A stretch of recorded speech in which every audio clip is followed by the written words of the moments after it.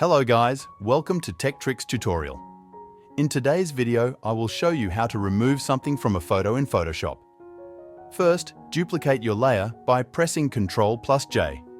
Then, select the Object Selection tool and click on the object you want to remove.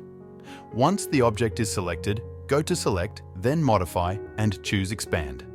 This will expand the selection area slightly. Next, go to Edit and select Content Aware Fill.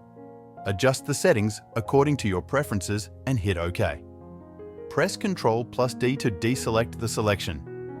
If there are any areas that need further adjustment, repeat the process by selecting the Object Selection tool, choosing the area, and using Content Aware Fill again. And there you have it.